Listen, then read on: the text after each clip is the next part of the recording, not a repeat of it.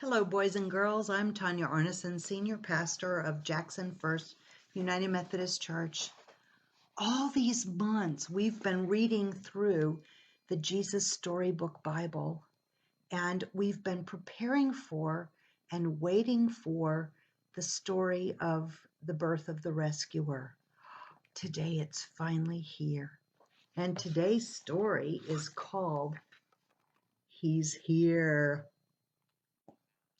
Now we're into the Gospel of Luke. Everything was ready.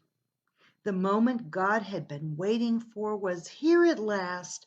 God was coming to help his people just as he had promised in the beginning. But how would he come?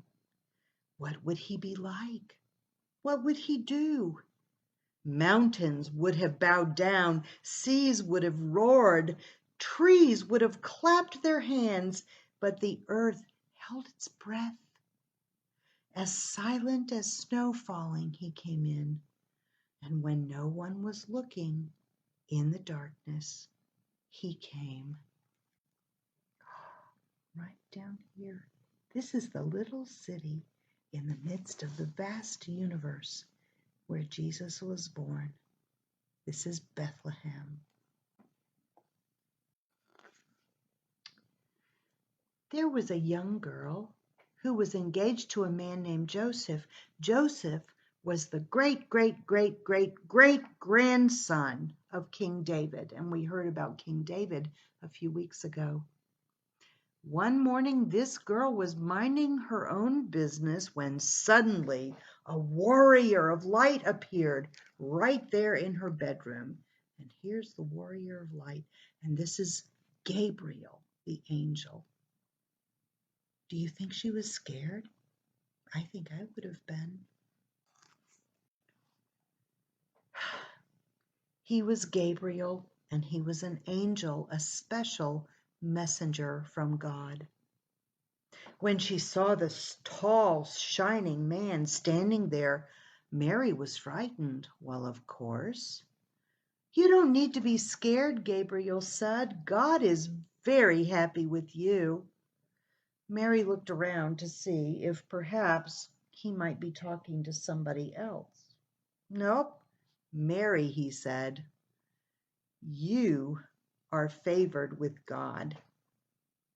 And Gabriel laughed, and his laughter filled Mary with such happiness that her eyes filled with tears. Mary, you're going to have a baby, a young boy. You will call him Jesus. He is God's own son. He's the one. He's the rescuer. Oh, look at Mary as she's receiving this news.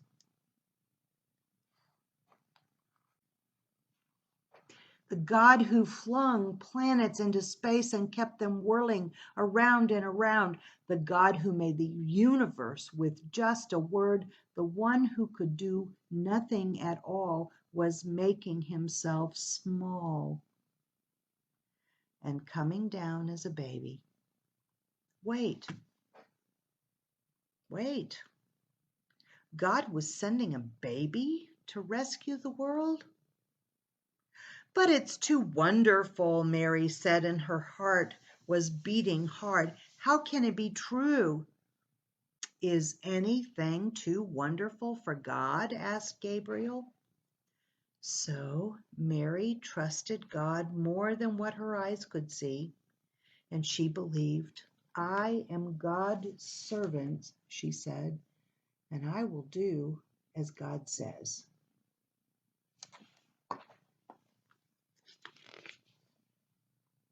Sure enough, it was just as the angel said. Oh, look there. She's got a baby inside. 9 months later, Mary was almost ready to have a baby. Now, Mary and Joseph had to make a trip to Bethlehem, the town King David was from. But when they reached the little town, they found every room was full. Every bed was taken. There was no room for them anywhere. Uh-oh, what are they going to do now? Go away, the innkeepers told them. There isn't any place for you. Well, where would they stay? Mary's baby was going to come, whether or not they found a hotel room. They couldn't find anywhere except an old tumble-down stable. You know, a stable is where they keep the animals. So they stayed with the cows and the donkeys and where the horses stayed. You see the little stable right here. Instead of a grand hotel, there they are in a barn.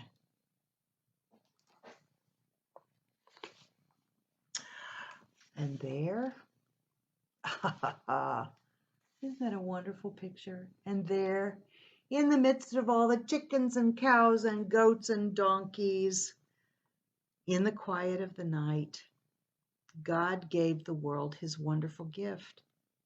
That baby would change the world. That baby would change the world. God's son was born.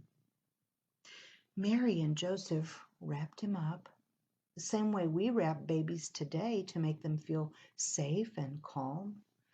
Mary and Joseph wrapped him up to keep him warm, and they made a soft bed of straw and used the animal's feeding trough as a cradle. And they gazed in wonder at God's great gift, wrapped in swaddling clothes and lying in a manger.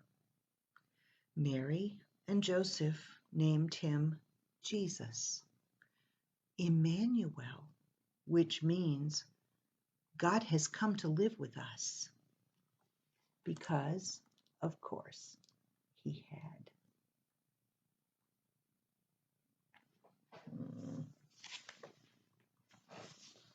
Boys and girls, we continue on this journey learning the story of Jesus from the beginning of creation until now his birth. And every story points to Jesus. I hope that all of our stories as we move forward continue to point to Jesus. I look forward to seeing you again soon. In the meantime, be well and be blessed and know that you are beloved. God has a plan for your life too. Amen.